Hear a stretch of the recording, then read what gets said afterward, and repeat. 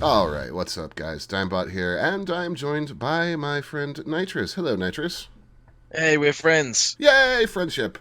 Uh, this is going to be kind of an interesting video because we're going to have to, I guess, do the proverbial shit sandwich when talking about something. Try to say something good and sandwich it between. Do we have to? We don't really have to, but we're here to talk about Anthem and its VIP demo and its open demo. We played both of them and kind of I gave us a couple days to kind of get our thoughts together. Nitrous has got some notes. I actually have some stuff in my Trello. I have a little personal Trello I keep notes in. I know, weird. Oh, fancy. I know, but so I just have a Word document. let's start with something positive that I know that we both agree on, and that's that the moment to moment gameplay of Anthem is really enjoyable. Agreed. Some of the guns feel a little bit plinky, but that is the very nature of a looter shooter, you know? A lot of the enemies are going to be very bullet spongy, so your guns feel like they're like water guns, you know? Mm. But again, that is the very nature. The abilities, though, I know you've got some thoughts on that. What do you think? Well, I want to kind of piggyback off what you said for a second, because this occurred to me while I was kind of thinking about the game, because the comparisons to Destiny are pretty much inevitable. Uh, Oh yes, that and Borderlands, Warframe, and even the Division 2 to an extent. yeah, but I Uh, realized Division. something, thinking specifically about Destiny as it relates to Anthem. So, Destiny is a shooter first, and you have abilities. Anthem very much feels like it's an abilities game, and then you have guns to fill in the gaps in your cooldowns. Yes, that's exactly what I was trying to get at. Yes. Um, it's also may slightly be a balancing issue because there are some weapons, such as what I called it, the Devastator sniper rifle. Oh yeah, That feels like an ability. it really That can do does. some serious damage, and you can use it on any javelin, Yeah, mech suit, whatever. I've actually seen a ranger build come out where you use the frost grenade to prime like one of the big enemies, and then zip around behind it and just punish that weak spot with a devastator. I mean, you can do that on other classes, but yeah, once an enemy is primed, that is something I want to get into as well. Mm. Because of that system of priming enemies, setting them on fire, electrocuting them, freezing them, or covering them in acid, and then being able to anyone can combo that by just using a specific ability or indeed a weapon, as we just discussed. I think that adds like a different dimension to it, and it's. I mean, it really it doesn't force you, but it really rewards good teamwork, you know, Yeah, and a decent build, yeah. Like which I think is nice. when we were fighting the boss of the stronghold, Yeah, there was those trash mobs that came out, and I was playing Storm and you were playing Colossus, and I would throw my ice blast in there and set everybody up, and then you would just step in and just detonate entire groups of mobs, and there would just yeah, be particle effects and pieces of bodies just everywhere. yeah. And I believe it's that is a specific thing to the Colossus as well. When they do a combo field, it does an AOE around whatever they comboed off of. it is Whereas precisely the when Ranger is high single target damage when they detonate. yes, So yes, that is why you said before about the Devastator combo, where it just melts things. yeah. Um, yeah, no, again, as you can probably tell, guys, we like the moment to moment combat. It's good. We like that as a core gameplay loop. You know, good. I will say I do have one issue kind of with some things. When we were playing the missions, and I know this is not fully representative of the final game, we were very much go to this room, kill these guys, go to this room, stand on this thing, go to this room, kill these guys.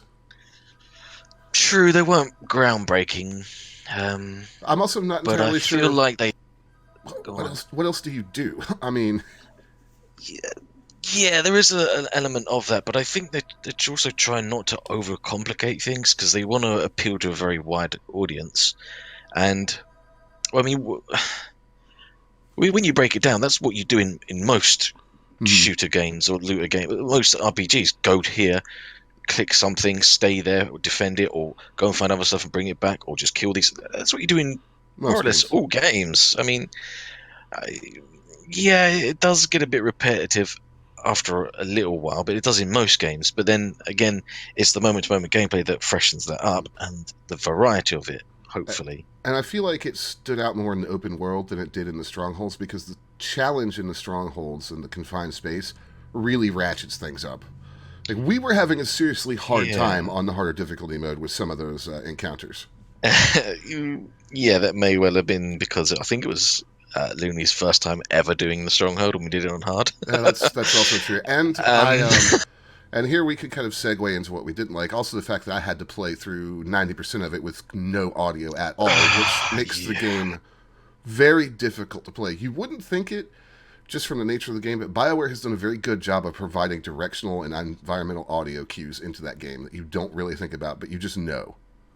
Yeah, I have to say, audio. If we're talking specifically about that, half of the things I've seen and used and whatever, they sound phenomenal. Like some of the ultimates, the combo sounds, some of the guns, and some of the abilities. The other half, not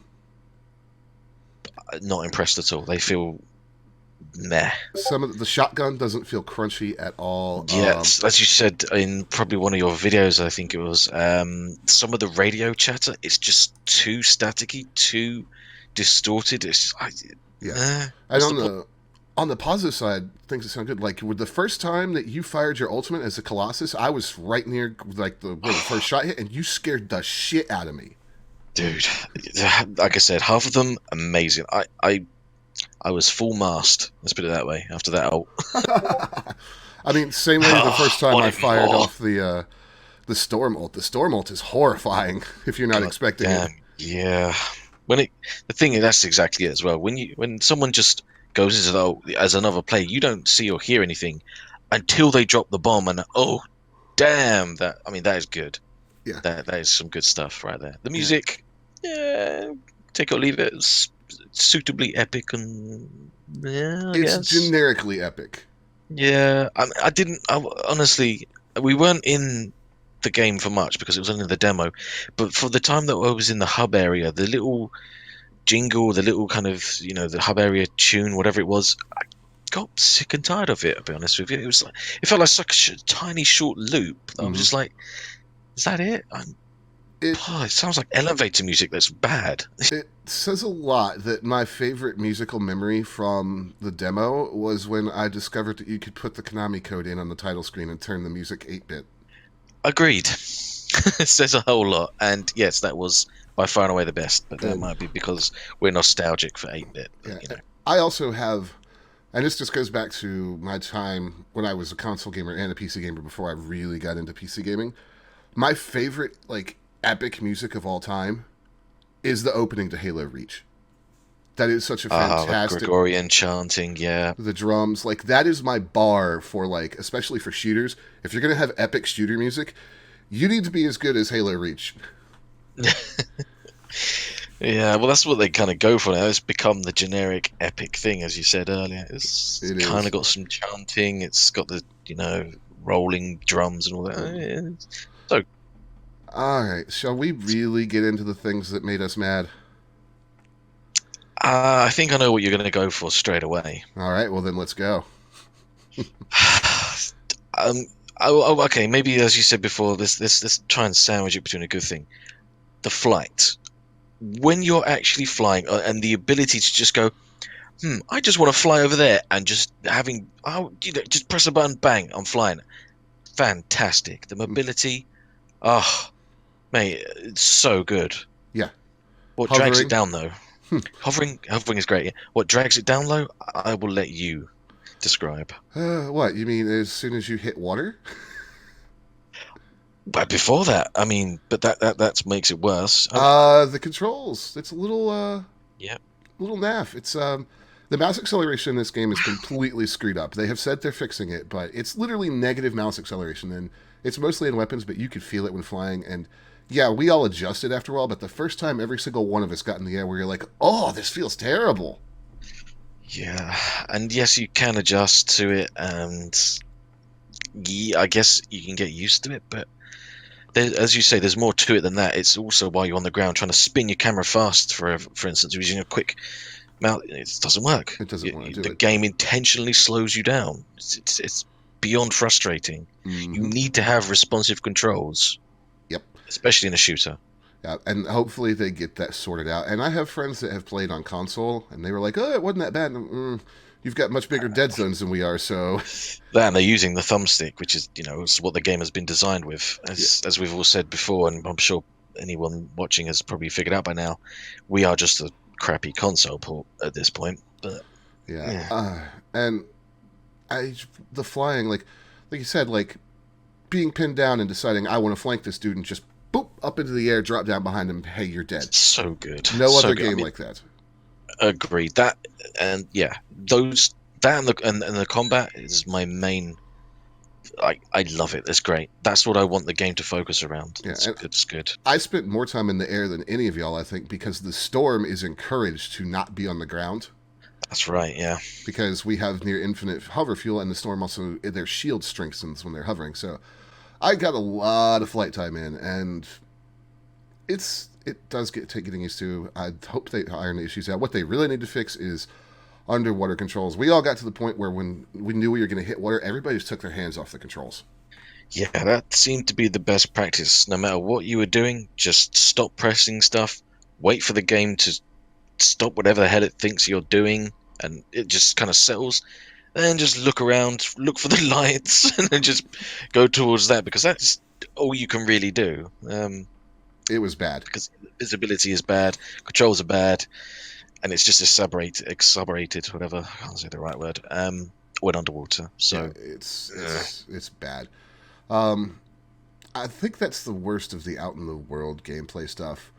Fort Tarsis, on um, the other hand, well, I mean, if we're not going to touch on networking, yeah, I would say. oh no, I'm going to get into networking because I'm going to piggyback off that in Fort Tarsis Right. with launching.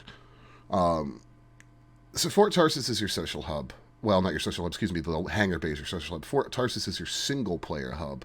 It's where the story beats are going to happen, where you can go around and talk to people. Here are the problems that I had, and I'm just going to tick off a few real quick. And I know Nitris will probably have his own. It feels lifeless. There are NPCs just standing there waiting to deliver their dialogue to you when you pass by. You move at a snail's pace. They said they fixed it and upped it, but and Looney swears you can run now, but we couldn't see it. What else was it that I was going to say? It's just generally a bland and uninteresting place. And if you're supposed to explore and unlock and have all these alliances and things in this area, I don't want to walk around this space because it takes so damn long. Yeah, I completely agree. The one thing I will say is, I mean, I'm going to touch on this a bit later on, but the visuals have been a big downgrade, but we'll get onto that, I'm sure, later on. Mm. This is also kind of a tie into the combat, and it is a negative point of that, but it is also very notable in town. The AI movement and pathing overall is really poor. I mean, a lot, again, you're talking about Fort Tarsis, but a lot of the enemies out in the open world and in missions, I just stand there or wander around and just wait for their turn to die. Sometimes they might shoot you, most of the time they don't. Or sometimes they just vanish. Yeah, yeah, but that's networking, I believe. But bringing it back to Fort Tarsis, as that was what you was on about. I do like how sometimes as you're walking past NPCs, they kind of move out of the way. It's just like a little animation of like, oh, you're the badass. Oh, sorry, I get out of your way, sort of thing. Mm-hmm. But as you say, they are mostly just standing there waiting for you to press F on them, just waiting for you just to spiel their monologue at them. And all you got to do is just press one or two, maybe, to just, I don't know, throw platitudes at them. It really didn't feel like a BioWare RPG. You didn't have a yes or no answer, or it was just one mediocre thing to say and another mediocre, and it was just to move on How to was get back it? into the combat. I said it during stream. What was it that I described it as? Oh, your character response is you're either a cheerful badass or a grumpy, surly badass, but you're still going to say yes. Yeah, yeah, exactly. Both options are yes, just dressed up differently, and that's not an RPG. What's the point? There was only, and I talked about this on stream, I think, for a few minutes. There was only one cutscene that we saw out of the handful, and I know it's a very limited vertical slice, that made me go, oh, that kind of feels like BioWare. And that was when Matthias got split in three, and the three Matthiases were all interacting with each other. Yeah, that was Yeah, that wasn't too bad. But on the topic of cutscenes, I know both you and I had this, but I'm pretty sure a lot of other people did as well. Um, at least one of the cutscenes for me completely froze up and didn't do anything, and that was the final one.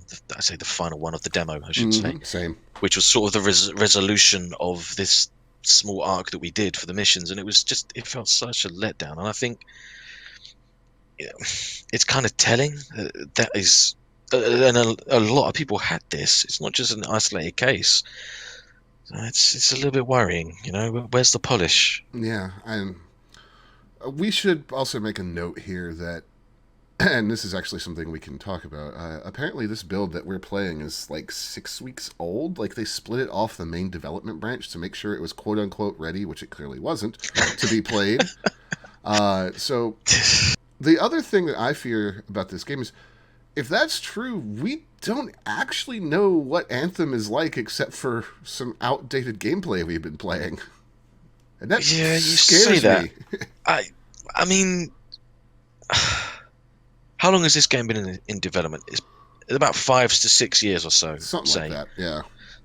around that. I know there's been redesigns and like whatever, sure, but it's been in development for about 5 to 6 years.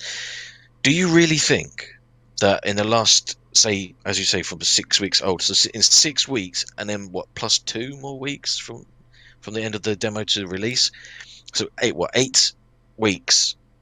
There's going to change all these things. I'm sorry, 8 weeks in development time, especially when you've done it for 6 years, is nothing. I I what I I honestly think that this demo is far more representative of the game that we're going to get than they want us to believe.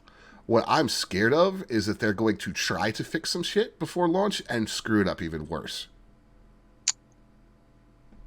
Well, I mean that's part of the course, really. Yeah. They could hardly screw up the servers anymore, though. Good God. Good God, indeed. Go ahead. Yes. So, multiple disconnects. Nitris, in particular, suffered from the bug where we would launch a mission and he would get the infinite loading screen.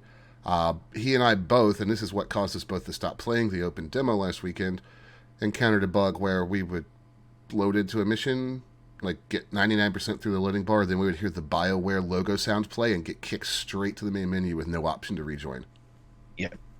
And that was after about 3 of those. That was enough for me. Yeah. There are some strange issues with networking, like enemies disappearing. There's some things that I really don't like. Like, I understand that the game is designed around the teams of javelins and stuff, but like when we talk about me playing that stronghold with no sound for most of it, the reason I did that is because of the way the game works. We knew that if I rebooted the game to get my sound back, my slot would be filled with a rando and I'd never get back in. Yeah, the whole uh, forcing game modes to be public and you having no control over like just inviting your friends only or just going solo just if you want to lone wolf it. I really hope that is just a switch they can just toggle on because maybe that was just that way for the demo just to try and force people to play together, but I really hope that is an option in the full game to just go, no, I want to be private, I want my friends only. Because as you say, if you'd have quit just to fix a very glaring issue, there's no way you'd have been able to get back into the game. Yeah. And I don't find it as egregious for free play. I don't like the idea, like you said, that I can't just set it to friends only at private, but I don't mind it in free play as much as in missions or strongholds. And here's the reason, because I did this. In free play, if I joined by a rando and, you know what, hey, fuck off, buddy, I'm going this way. Go do your own thing over there. You know? Yeah, I can see that. Problem is when you do reach the cap of 4 people, even if you've got a friend online, and there's 3 other people randoms who are just doing whatever they want, your friend can't join you. Yeah, then you have to quit back to Fort Tarsus. Yeah. Yeah, go through not one, like but 2 loading screens and 4 obnoxious screens of stuff that I don't care about, like tallying up my score. Should we get onto that? Should we get onto the UI and okay, I think this is a good way to segue. Yeah, let's jump into how poorly designed the UI is. For PC, it is clearly a console UI, and it is a nightmare to navigate on a PC. It's got lots of nested tabs, and It's got so much dead, unused space for no good reason. it has Wasted space. a lot of areas that don't provide feedback. Like, we accidentally would spam each other with invites because when you press the button, there's no feedback that you've done anything. Yep. And the whole really poor control choices as well for certain buttons, and pressing to hold to do certain actions. I'm sorry, no. If you really, really want to make sure that we aren't doing something unintentionally, give us a second option. Are you sure you want to do this? Yeah. Just left enter, or up, wherever, enter. Don't press and hold. Do you know how many mods there are for games that have that? Yeah. Like, in every single PC game that has press to hold buttons, there is a mod that turns that crap off. Yeah. So, and little things like Y and U to switch tabs at the top, which would be left and right bumper on a controller. Okay, that's natural on a controller, left and right bumper. Yay, I'm switching tabs. Y and U? Why? Literally, why? Indeed. But here's the thing that makes that worse. We couldn't rebind them. No. Also, we could not change them. Apparently that has changed. Apparently they fixed that. Left Alt, and to console users, this is going to sound kind of silly until I put it into perspective. We could not rebind left Alt. Imagine you're playing on an Xbox One controller and you can't use your A button. So that's kind of what it is, because left Alt on a PC keyboard, if you're playing WASD, left Alt is like, it's right there. It's a key that you bind all kinds of crap to. Yeah, right next to your space bar. You literally move your thumb an inch, bang. Yeah, it's the controls are a real letdown, and that also influences the flight, obviously, but we already discussed that. Oh, you didn't talk about your favorite leftover from the console UI. My favorite. Remember the speaking sarcastically, of course. Remember the taunt menu. That, and also the in-game dialogue to drop something if you're carrying something. Oh yeah, let's show you a D-pad. Yeah. Whereabouts on my keyboard is that D-pad? I can't find it. Maybe it's the directional buttons underneath, the page and home and all of that. Is that what it means? No. No. By the way, it's it's / period and apostrophe or no comma and the comma. Yeah, that's. It's the worst. You have to take your hand off the mouse to do it. Or the WASD. Like, no, neither of those you want to do in combat. All right, yeah, you don't really want to do emotes in combat, maybe. But I mean, unless you're Dimebot, I don't think any of you noticed this point during the Stronghold where I was standing there clapping while you were all trying to kill something. No, I didn't. And you're not surprised by this at all, either. Nope. Yeah, so on that then, I guess the social aspect of it, you've just got, 3-4 emotes, whatever it is. Mm-hmm. There's no text chat. I am very not okay with this. I know that the devs have said the reason is because there's some kind of law change that has become into effect very recently. I think it's January. But I mean, if that is the case, surely they'd have known that this change was coming. And again, the game's been in development for 6 years. And you've not had time to focus on this. I mean, I haven't looked too much into the whole law thing, although, by way of slight defense, accessibility. By way of slight defense, I will say that with the current FCC in the United States, there's no telling what the fuck they're going to do this afternoon, let alone 6 months from now. All right, fair point. Yeah, fair point. But still, I mean, other games have implemented it. I just don't want this to turn into another Destiny 2, because the lack of social communication ability in that was a bit of a mouthful. We knew what you meant. It really was such a detriment that you had to have external programs to talk to people. What are we the Switch? Are we Nintendo? No, come on, this is a PC. Or even on consoles, games like Warframe have got text chat. They've got no problems with it. Mm-hmm. It works fine. But, Sea of Thieves has a lot of. They don't have explicit text chat on console yet. They are going to offer keyboard and mouse support for the Xbox One when it's implemented. But they have a very comprehensive context-based dialogue wheel for Sea of Thieves. That would be fine too. Well, that would be a band-aid, but yeah, I'd be okay with that at least. And there's other little things, and this is jumping ahead because you haven't played it yet, but Respawn has done something very intelligent for people that aren't in voice chat with Apex Legends, which is the middle mouse is a ping, but it is different than you might think of in a lot of games. In that game, I can say I found a shotgun that I don't want, but maybe Nitris wants. If I ping the shotgun, the game will tell the entire team what weapon it is and where it is. You can do that with anything. You can ping enemies, you can ping points of interest, you can actually open a wheel and say, I'm going to go loot this area and ping it. Yeah, Warframe has something similar. It has like a waypoint system. When you, depending on what you look at, it shows a waypoint to everybody else. But it can like, so even if you're looking at a loot drop or an enemy, it says that. Yeah, that's a good thing. They're band-aids. They're band-aids for where regular text chat should be, but at least there's something. Yeah, I mean, preferably I'd like all of these options, all of them. Yes, give me all the things. Yeah, I know voice chat is a thing in this. I didn't actually get a chance to look at it. I believe it may be off by default, but I'm probably wrong on that. However, I think it is push to talk by default, and it doesn't tell you what button it is, so you need to go into the menus to find out what button push to talk is. And honestly, the entire time I was playing, and I did play.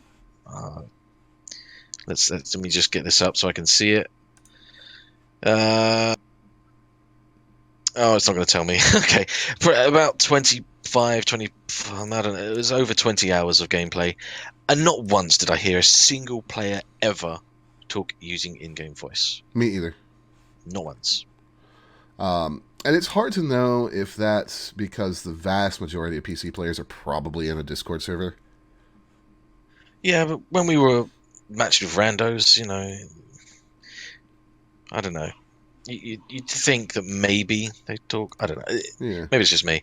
But if that is the only way we can communicate, that and like 3 emotes or whatever, nah, that's not enough. I'm not happy with that. Time played 10 hours. If you right-click on Anthem demo in Origin and go to game properties, it gives you your playtime. Or game details, sorry. Don't know if you have Origin open or not, but it will give you your actual time. Oh, 22 hours. There we go. Yeah. I knew Origin had it because this launcher is not as terrible as it used to be, but... Oh, I don't know. That's a whole other video. But all right, so let's kind of wrap up our thoughts here. There is an incredible amount wrong with Anthem, as it was in the demo. Yeah.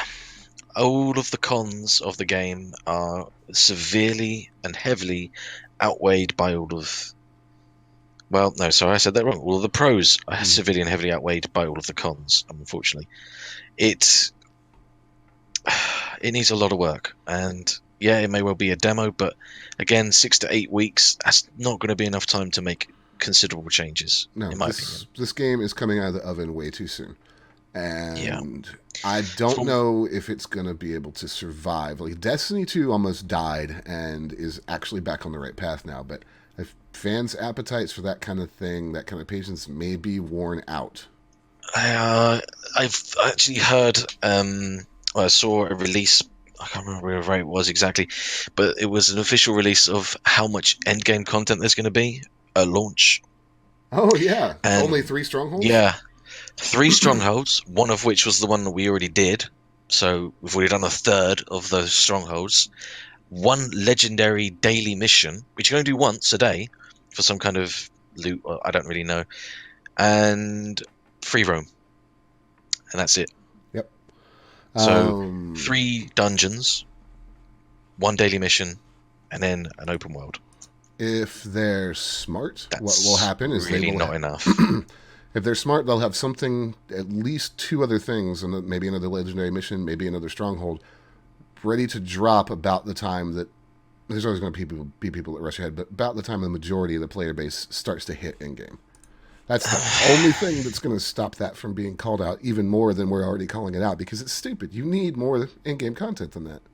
Yeah, I'm not sure exactly what end-game level is. I think I remember seeing a picture of someone showing off like the legendary gear, which was a power level 45. So that may mean that max level is 40. I don't know. It is not. I looked this up. The max level as it stands right now is 30, and then the different gear has its own levels that show how far past 30 it is.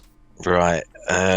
Yeah. So I honestly think, because as many of you know, the demo was you start at level 10 and it caps you at 15. I'm of the opinion that I would easily have been over 20 if it wasn't capped over 20, You, and that was what, with 22 hours. yeah, you That's would not have. a long time. The one caveat I'll throw on that, even, and I'm just playing devil's advocate here, really. We don't know if XP gain was accelerated in the demo. This is true, although I don't feel like it was, but we don't yeah, know. it didn't seem like it was, because like we was only getting what, on a good mission we get 1,500 or 1,800, whatever. That doesn't seem too Yeah, much. when we got back from the stronghold on hard mode, we got like 2,500, and that was the highest I saw. And that was Yeah, a dungeon, basically a strike from Destiny on hard. yeah. So that, I don't know. It's I think that we're gonna, as a player base, get to endgame way before they think we're going to. Which this happens in most MMOs, to be honest with Mm-hmm. you. Um, Players get to endgame way before there's any content to do at endgame. Players get bored, leave, There's and only that's one yeah. MMO that I've played where players didn't get to endgame before the devs had the endgame content ready, and that's Elite Dangerous because there is no endgame content. I mean, that's kind of still it's still a case of there's nothing to do when you max out. Yeah. But yeah, Although it does take a really long time to max out in the lead, also because the grind is stupid. But you say that, but with the latest, well, we're going to go off a complete tangent here. With the latest updates, it's nowhere near as hard. People have maxed out in less than a couple of days, I think. yeah, well, Gone to anacondas. Anyway, that's way anyways, off yeah, it is. tangent.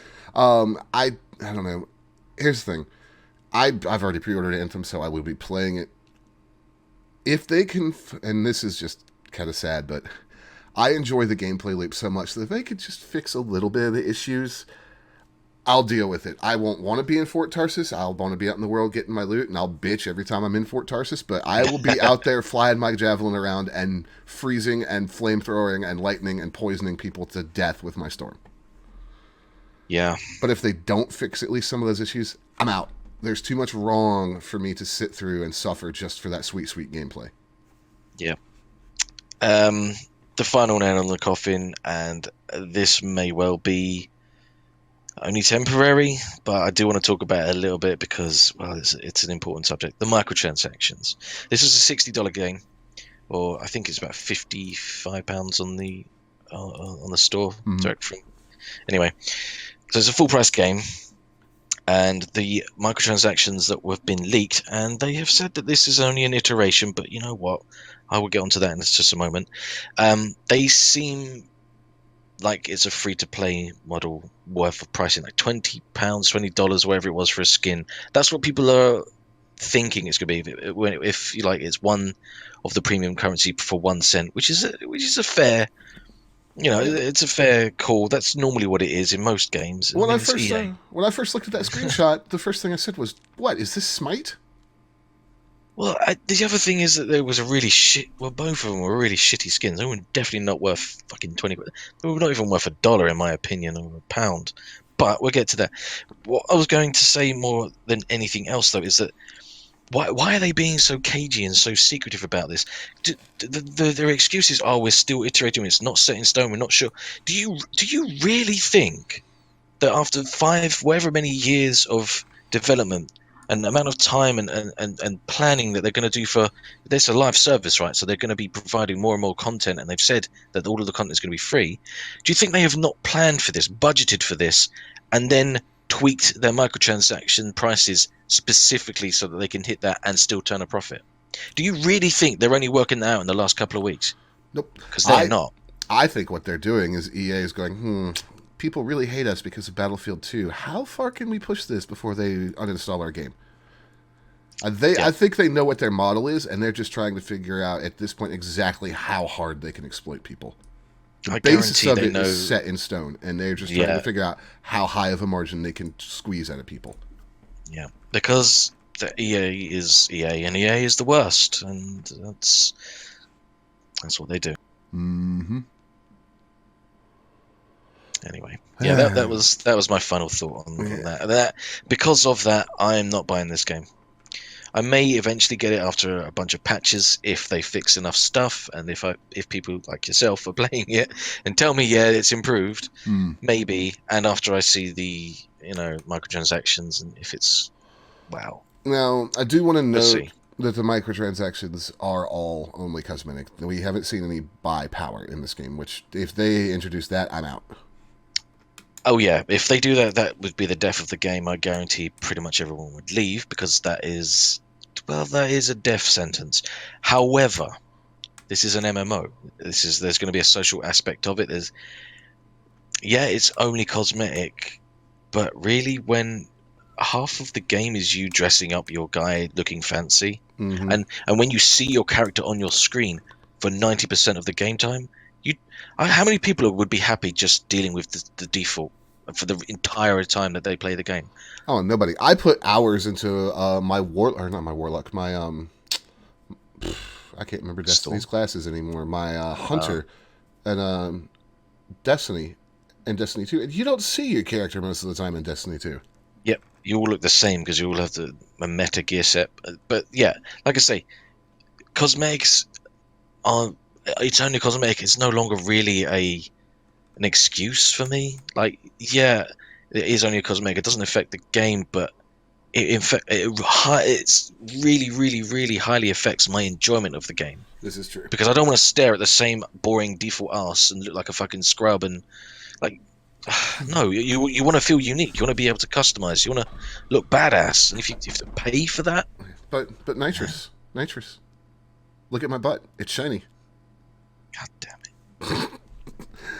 it. I agree in a way. We will see how it pans out when the game launches on the 15th for people that pay EA for their Origin access, which sadly I'm one of. Staggered launch. Staggered launch. We can rant about graphic. That. Yeah, they have a graphic to explain it because of how convoluted it is. But yes, rant about that another time. But and everybody else on the 22nd, we will see how it goes. But those are just some of our in-depth thoughts on it. Nitris, thank you for joining me. Thank you for having me. And we will see you guys next time. If you enjoyed the video, found it helpful, like, subscribe, maybe hit up my Patreon. Link to the Discord is in the description below, and I'll see you guys next time.